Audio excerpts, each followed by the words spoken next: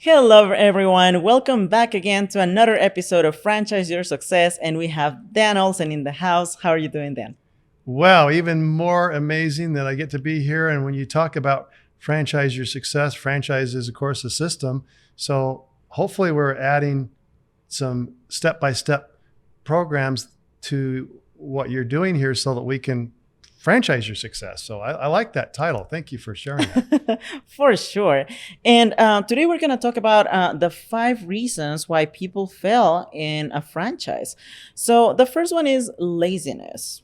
You got to put the work into a franchise. Can you share an experience about that? Wow, that comes down to a lot of unmet expectations too in the beginning. Is some of the franchisees that have been brought on board have been shown that they can get into a franchise with not a lot of work. In other words, they've been the franchise advisor who's helping them step by step along the process has somehow told them or demonstrated to them that they don't need to put any work into this. They just put the money, buy the franchise, and people are hired, and the franchisor, the main company, does everything for them. They just sit back and collect absentee profits. And we've already talked about this, where if you put absentee time in, then there's absentee profits. You don't get many profits out of that. So you got to be willing to put some time in. So don't ever jump into a business or anything without the idea that you're going to put some time in. So why would someone be we'll call it like it is. Maybe it is laziness. Maybe it is just forgetfulness, or maybe it's just lack of motivation, or just they're not inspired or whatever.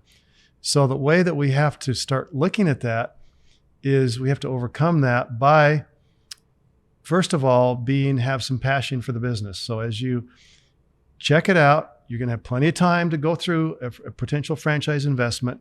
You'll be able to look at it and see and feel if it's the right thing for you. And as we've mentioned before, sometimes it may mean getting behind that counter and actually seeing how the customers are dealt with.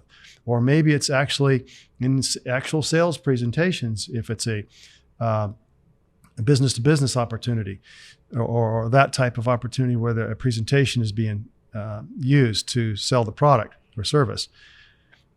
But actually experiencing that so you can feel comfortable with that, so that you don't have that laziness creep in. So the other thing that can be done is the laziness or lack of a desire to really jump in and do what it takes can usually be offset by mindset and some mindset training. And so that franchisor usually will have some type of inspirational programs that you can attend. And I would definitely attend those, because that inspiration and that changing the mindset and helping you to get that proper feeling and the proper desire to continue on, that's essential to keep your mindset properly engaged in what the franchisor is trying to tell you. And probably what the franchisor is bringing is usually maybe not enough. You'll need to engage in some type of mindset training on the side. The more real education and that training that you get to help your mindset be in the proper format, the better. So you think about, when was the time that you were the most motivated, when you really inspired to do things and really get out there and do the work. Whatever that is, you just need to replicate that and keep doing it and doing it. And for some people, like for me, all I can see a direct correlation in the productivity of myself is to the degree that I'm reading. And so some people may want to listen to an audio, a book audio, and that's great. Some people may want to listen to a podcast. That's great too. Those all work for me as well. But I also like to just sit down with a book and take a half hour, whatever it is, 15 minutes even, and start reading about the particular topic that I feel I need to lift me. And I'll read that, and it inspires me, and I get motivated, and I'm able to move forward. So there's something that motivates you, that inspires you, and hopefully, if it's not coming from the franchisor, that you know what that is for yourself, so that you don't get in that trap of having less desire to really spend the time with your business to make it successful. For sure. And I feel like it's also good to set the expectations that in your business, not everything is going to be wonderful. There's always going to be tiny little things that you're going to have little challenges or that you're going to have to deal with. So it's really good to set those expectations right off the bat before you start investing into a franchise. Another of the reasons why people fail, we have found that it's they don't want to follow the plan. But like, I bet that there's also people that are okay with following a great percentage of the plan, but maybe there's one or two tiny things that they want to implement so they can make the process better. Is there a franchise or something that can allow these people to implement tiny little twitches into the product so the product can become better? Absolutely. We look for those new innovations. But usually by the time you've got several hundred locations and that experience behind you, they've thought of most everything, but not everything. There's a little bit of room sometimes to bring new ideas in there. And usually the franchise agreement, you want to look for this in the franchise agreement before signing a franchise agreement, is if that's important to you to be able to innovate. Will the franchisor allow you to bring innovations to that franchise, such as new products, new services, and things that will help increase your profits as well as be added to the rest of the system? Now, so I'm thinking of an example here of a franchisee who he found a better software system to manage his program. The franchisor brought a system, they were using it to manage it, and it was okay, but then it started getting bogged down. It wasn't updated regularly, and so it just wasn't up with the times. So this franchisor found a new operating system for the franchise and asked if he could implement it in his program. So that's what you want to look for in the franchise agreement, is that permission to be able to do and test certain things in your franchise. And usually that's not unreasonably granted. So the franchisee can test certain things with the franchisor permission. In this case, he tested the software. It worked great. And he reported back to the franchisor and he said, okay, this is great. How would you like to have this in the rest of the locations nationwide? And the franchisor said, yeah, that looks good. So they tested it. They brought it out to the franchisees. They liked it. They adapted it. And that franchisee not only was making money from his franchise, but now he was making a little bit of residual income off of every franchise that used that service. So there's those kind of innovations that you do want to be innovative. So you should never feel stifled that you can't bring new things to the franchise company.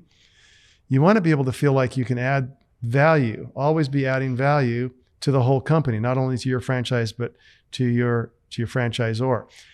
So we never want anybody to feel like they're undervalued or not able to do that. So a good franchisor will adapt, they'll accept potential changes and be careful about how they do things. In fact, I'm working with a franchise company right now.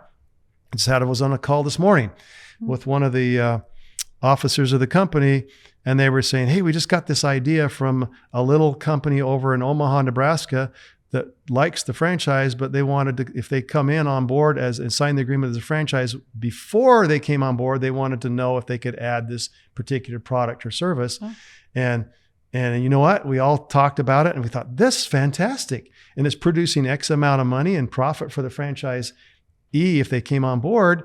Yeah, let's adapt that. So not only can now the franchisee sign the agreement with good faith and comfort that the franchisor is going to adapt that nationwide, but then they can keep doing what they're doing, bring in the new franchise services, and profit even more from what the franchisor brought. So it's just a matter, like you say, Marjorie, looking at the expectations and understanding those before you sign on the dotted line. For sure. And I feel like there's always room for improvement because as in any business, there's not perfection, but there's always a good way to make all the processes better and smoother and even a better experience for the client sometimes. We have also found that another of the reasons for failing in a franchise is relationships. And they are really important, I feel like, because I know that any asset can be owned between spouses. So what happens if a franchise is owned by spouses, but then all of a sudden they get divorced? What happens in that case? Yeah, unfortunately, those are some pretty sad stories because usually one of them ends up with the franchise. And I can think of some examples of that right off. Here's what happens in that too, is when there's a split like that, the franchisor has to approve who gets it.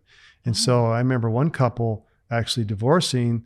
The wife was going to leave the business, and then she was going to get payments from her future ex-husband of so much per month from the business to pay her, to buy her out. And so she felt comfortable with that. But then as they started looking more into the husband's background and what he had been doing, they didn't feel like they wanted to have him continue on board. And so they denied him the opportunity to be that franchisee. So it went back to the wife. Oh. So the wife got it. And then he was out of luck in that case because of the franchisor not accepting him. So for the most part, what franchise can do though is it adds to the couple and what they're able to do. Sure, there's some challenges, but they've already usually got through challenges before. So if they're able to get through the challenges that'll come through a franchise with the help of the franchisor, a lot of times it actually strengthens the marriage. I've seen it strengthened so many times because they're pulling together. A lot of times you have a husband and wife who are heading down the road in different paths. But if they decide to bring the franchise together, then it helps them go down the same path, have the same purpose, and move forward together, especially when it comes to money. They look at that. So it can help enhance those relationships. But that's why so important whenever we have a potential franchisee come on board, we want to make sure both spouses are moving down the road the same way and both of them agree and both of them sign. In fact, most agreements will have each spouse sign that agreement, that they're in agreement with moving forward with this franchise. So they both agreed, and that helps add to the commitment because now they've invested that money. They have to make it work. They have to make more of their marriage work. They have to make the marriage with the franchisor work because it's a relationship too. So they have to make that relationship work. Fortunately, in most cases it does because franchising has such a high success rate, that 80-90% success rate for most franchise companies. And so that's really good. But then the other thing is you look at relationships from the franchisee to the employees or the team members that they have on board. We've talked about being a good leader and demonstrating that leadership ability. And of course, building the culture. But that comes, the building the culture, typically by helping those employees or team members feel like they belong, that they belong to something very, very special. And so there's usually training that they'll get from the franchisor to help them with that, but really it's a lot of personality too. And so they're gauged upon their personality before they're granted the franchise on how they're going to deal with those potential employees. So treating the employees with respect, building the culture, and building those relationships, no matter who they are, is essential to keeping that franchise up and running. And if you're not doing the close relationships you have in the family and friends, that can pull away as well, but also the relationship with the individuals on your team. That's amazing. And yeah, then again, being a people person definitely will help you succeed in your franchise. But as always in life, there's emergencies and things that happen out of nowhere. So in the case of health issues, because we know that also that happens in some of the franchises, if somebody were to own a franchise, but like all of a sudden passes away, what happens with the franchise afterwards? Does it go to the descendants? How does that work? Yes, and you want to make sure that you see that in the agreement. It's usually later on in the franchise agreement, whether it's a master franchise or whether it's a single unit, multiple unit. There is a provision to be able to pass this on to heirs. It's where they can also have this. And I have a good example. One of the franchise companies I worked with, we brought on board about 40 master franchisees. Every single one of those after 5 years, we're still successful. We did not have one failure with that company. And that's a tremendous success rate because you usually have a little bit of failure, but every one of them are successful except for one. And the one that wasn't, and we don't call it really necessarily failure, it's just an unfortunate situation that the franchisee bought the master franchise, got on board and was excited about it, and passed away. unexpectedly. And so we felt bad for the family. And so what happens there? Well, he hadn't even started the franchise yet. I mean, so there was really nothing to sell because there was no revenue coming in yet. But so I went to work with the franchisor to figure out a way to get this family the funds that their father had put into this franchise, because the family certainly could use the funds. So usually what happens is we figure out ways to resell the franchise. Because if you start getting involved with litigation and difficult situations and bad mouthing and social media posts that are bad or whatever, that doesn't do anybody any good. The negativity never brings anything worthwhile out of that relationship. So the family, we went to work with the family and said, let us help get this sold. That's usually always the best solution.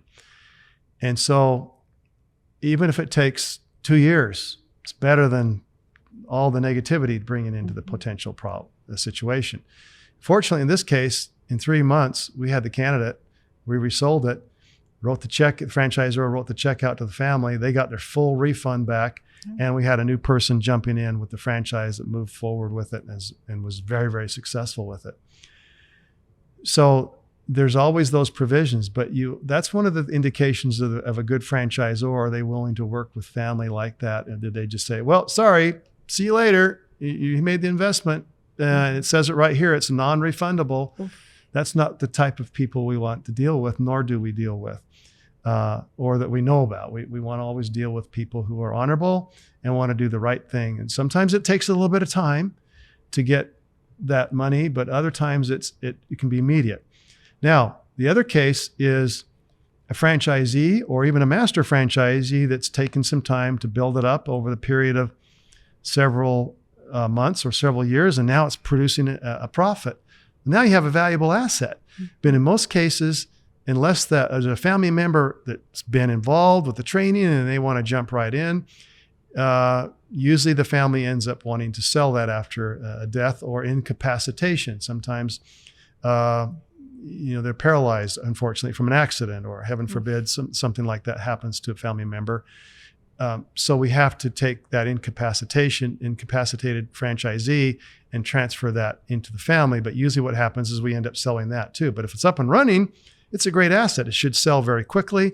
And they've got even more than what the parent had invested in. That's passed on to the children or whoever he passes it on to in his trust or his LLC or whatever company he set up, he or she. And so they're the